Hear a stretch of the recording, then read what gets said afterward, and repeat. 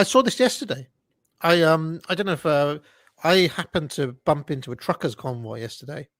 Um, God, I had to pop into a service station um to just pick up a couple of things, and there was a trucker convoy. Like UK Column were there. They had freedom flags and snack flags, and um, there was freedom freedom not force was on the back of all of these things, and honestly, I could have been at like Woodstock or something. It was so boomer, so 1960s, so like love and peace, man. Stank of weed, and I just thought, all right, so this is the Great Resistance. It's like this performative counter, like 1960s counterculture. Not all the people weren't boomers, but the iconography was boomer, which means Yeah, the underlying philosophical trajectory is 1960s counterculture.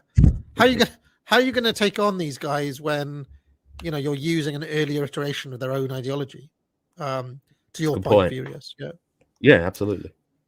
So Well, I mean, we've been inundated with propaganda that kind of deifies the French Revolution. The Bolshevik Revolution is heralded as this great social justice movement, and the idea of the vision and the iconography that we're given culturally about how you affect change is basically the liberal model of like go out with your signs and march in the street, and the media is gonna broadcast this all around the world, and everybody's gonna and then it's just going to magically shift because the elite will realize the shifting tides of of populism. But it's kind of it's a misinterpretation of the historical process of what really happened in the French Revolution, Bolshevik Revolution. These were heavily funded movements, as we've seen over the last couple of years.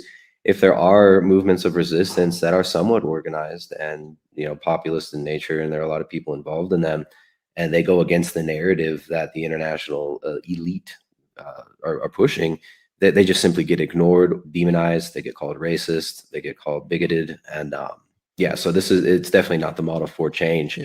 yeah, Petitioning, 100% correct. petitioning with signs and and puff clouds of weed smoke. That's not the way to go about it. I think we have to live we have to create real communities and actually live together in communities and build cohesive communities around the truth, around actual cohesive worldviews that that can bind our community. So I think the model of simply asking the liberal elite to give us nicer kibble is not going to it's not going to affect change much.